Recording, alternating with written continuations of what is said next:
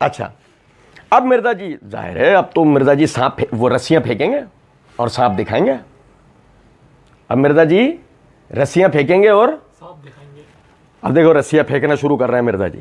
کہتے ہیں اچھا خلافت میں وراثت کس نے بنانی ہے؟ بنو امیہ. یہ بھی یاد رکھیے گا بنو امیہ میں سے پہلے جو خلیفہ ہیں وہ خلیفہ راشد ہیں سیدہ عثمان غنی رضی اللہ عنہ ہیں علیہ السلام. ان کا بیٹا ابان زندہ تھا, اس سے حدیثیں ہیں ہماری احادیث کی کتابوں میں خلیفہ نہیں بنایا. اچھا دیکھیں میں یہ صفحہ ایک دفعہ پھر پلٹ کے نا میں علی الحسن کا آپ کو سوال پڑھ کے بتاتا ہوں. وہ علی الحسن نے سوال یہ کیا کہ جی علی بھائی دو سوال اکٹھے ہی کر لیتا ہوں. ایک تو یہ کہ سیدنا علی رضی اللہ عنہ جو ہے انہوں نے بھی تو حضرت امیر معاویہ رضی اللہ عنہ کی طرح اپنے بیٹے کو نامزد کیا ہے, ایک دوسرا. اور دوسرے کہ سیدنا معاویہ رضی اللہ عنہ پہ تنقید کی جاتی ہے تو پھر حضرت حسن رضی اللہ عنہ جو ہے انہوں نے تو پوری ہاتھ آئی ہوئی خلافت جو ہے ان کے حوالے کر دی ہے, تو ان کو اپنے سے افضل جان کے کیا ہوگا نا. یہ دو سوال ہوں ٹھیک ہے. اچھا یا صرف ہونا یہ چاہیے تھا کہ جواب میں وہ جو ہے نا ابھی کہا تھا ایک منصف مزاج آدمی کی حیثیت سے میری ذمہ داری میں حق بات لوگوں تک پہنچاؤں, تو ایک منصف مزاج آدمی کی حیثیت سے ہونا چاہیے تھا کہ سیدنا علی بن ابی طالب رضی اللہ تعالیٰ عنہ کا اس حوالے سے آپ دفاع کرتے ہوئے ان کے موقف کو بیان کر دیتے, بات کلیئر ہو جاتی. یا اس نے پوچھا کہ معاویہ رضی اللہ عنہ نے کس کو اپنا وصی بنایا کس کو نہیں. یہ سمجھے ہیں آپ بات کو میری یا نہیں؟ ٹھیک ہے. اچھا جی علی الحسن نے جواب میں بولا نہیں بنایا. مرزا جی نے بولا دوسرے مسلمانوں کا اگر کوئی حکمران آیا ہے تو حضرت معاویہ آیا ہے. اچھا یہ الفاظ مرزا جی کے ہیں, یہ ہم نے مرزا جی کی طرف الفاظ منسوب نہیں کیے ہیں, یہ معاویہ رضی اللہ عنہ کا وہ اسی طریقے سے تذکرہ یہاں کر رہے ہیں. تو حضرت معاویہ آیا ہے. بخاری اٹھا کے دیکھ لیں, انہوں نے زبردستی مرنے سے 4 سال پہلے اس میں نے حدیثیں شامل کی ہیں کہ اپنے بیٹے کو جو ہے وہ خلیفہ نامزد کروایا ہے. حضرت ابو بکر صدیق کا بیٹا مخالفت کے لیے کھڑا ہوا ہے, اس کو گرفتاری کا حکم دے دیا مروان نے جو گورنر تھا. حضرت معاویہ کا تو زبردستی تلوار کے دھونس کے اوپر, لہٰذا یہ بالکل جعلی ہے. اچھا جی دیکھیں مرزا جی نے کہا بخاری اٹھا کے دیکھ لیں, یہ بخاری ہے ٹھیک ہے جی. صحیح بخاری کی جلد نمبر 6 ہے, کتاب التفسیر ہے, صفحہ نمبر 327 ہے. اس آیت کی تفسیر کرتے ہوئے والذی قال لولدہ اف لکما اتعداننی ان اخرجا قد وقد خلت القرون من قبل وہما یستغیثان اللہ, یعنی اس آیت کی تفسیر کرتے ہوئے یہ حدیث نمبر ہے 4827. یہ یہاں سے جاگنے کی ضرورت ہے. یوسف بن ماہک نے بیان کیا کہ مروان کو معاویہ رضی اللہ عنہ نے حجاز کا امیر بنایا تھا. اس نے ایک موقع پر خطبہ دیا اور خطبے میں یزید بن معاویہ کا بار بار ذکر کیا تاکہ اس کے والد کے بعد اس سے لوگ بیعت کریں.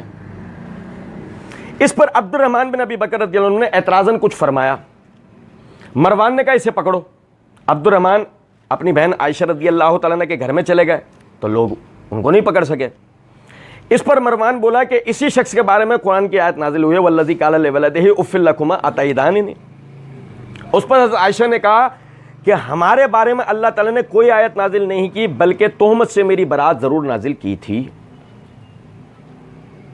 اچھا اب یہاں پر دوبارہ سے میں اس روایت کو پڑھوں گا, آپ سمجھے گا ذرا بات کو.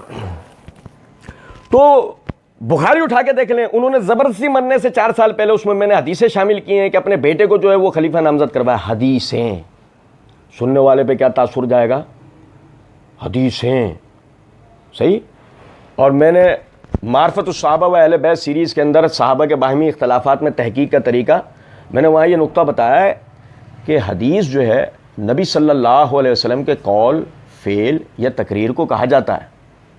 کسی بھی تاریخی روایت کو آپ چاہے بخاری سے اٹھا کے پڑھیں, چاہے صحیح مسلم سے پڑھیں یا کہیں سے بھی پڑھیں, آپ کسی بھی تاریخی روایت کو اصلاً حدیث نہیں کہہ سکتے. یا بات سمجھیں. لیکن عوام کو یہ تاثر دینا میں کیا کر رہا ہوں, میں نے حدیثیں شامل کی ہیں کہ اپنے بیٹے کو جو وہ خلیفہ نامزد کروایا. بخاری اٹھا کے دیکھیں انہوں نے زبردستی مرنے سے 4 سال پہلے, مرنے سے 4 سال پہلے. اب میں ایک دفعہ پھر آپ کو سنا. یوسف بن ماہک کہتے ہیں کہ مروان کو معاویہ رضی اللہ عنہ نے حجاز کا امیر بنایا تھا. اس نے ایک موقع پر خطبہ دیا اور خطبے میں یزید بن معاویہ کا بار بار ذکر کیا تاکہ اس کے والد کے بعد لوگ اس سے بیعت کر لیں. یہ سب چھوڑو, 4 سال کا کوئی ذکر ہے؟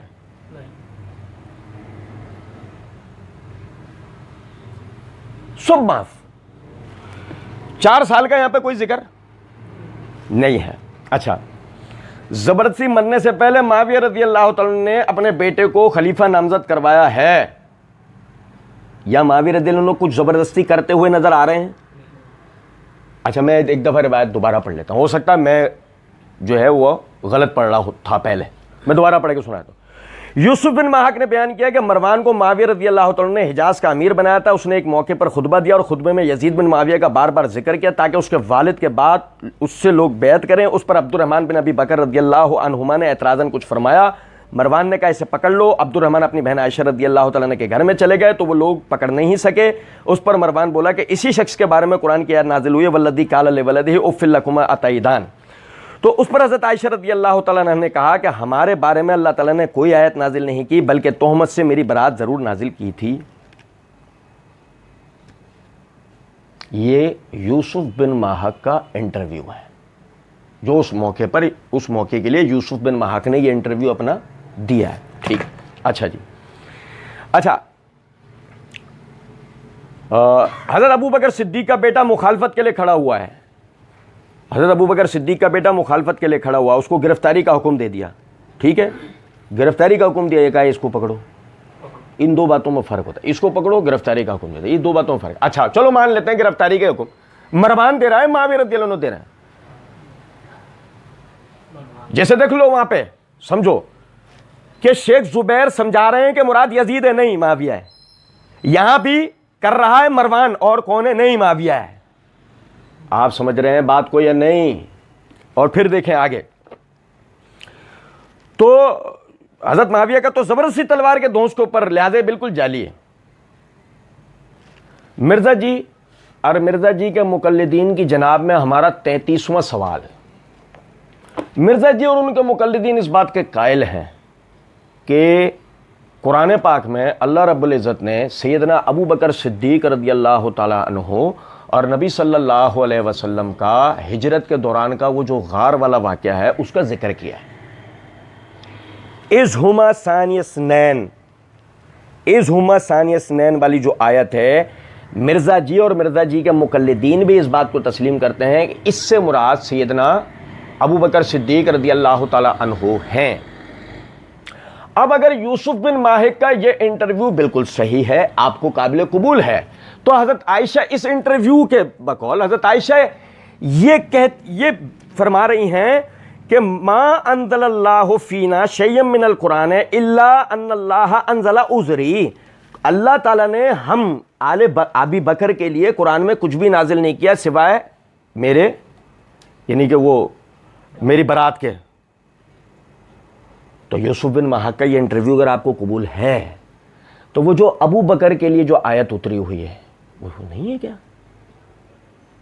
وہ مسئلہ نہیں ہے؟ حضرت اگر یوسف بن ماہک نے حضرت عائشہ کا یہی بیانیہ بیان کرا ہے، یہ پورا واقعہ یہ اسی طریقے سے بیان کیا ہے، تو وہ جو ابو بکر رضی اللہ تعالیٰ عنہ کے لیے قرآن کی آیت اتری ہوئی ہے وہ نہیں ہے کیا؟ وہ مسئلہ نہیں ہے؟ وہ ابو بکر کے علاوہ کوئی اور تھے غار میں؟ وہ قرآن کی آیت اس طرح نہیں ہے کہ اس سے مراد یہ سب چیزیں نہیں ہیں؟ اس سوال کا ہمیں جواب چاہیے، اس سوال کا ہمیں جواب چاہیے۔ تو اس بات کو سمجھیں ذرا، بات راویوں کی بیان کردہ انٹرویوز کو حدیثیں بنا کے لوگوں کو بے وقوف بنانا، یہ طریقہ مرزا جی اور مرزا جی کے مقلدین کا ہے۔ اس سے کسی صحابی رسول کے اوپر آنچ آنے کا سوال ہی نہیں پیدا ہو سکتا۔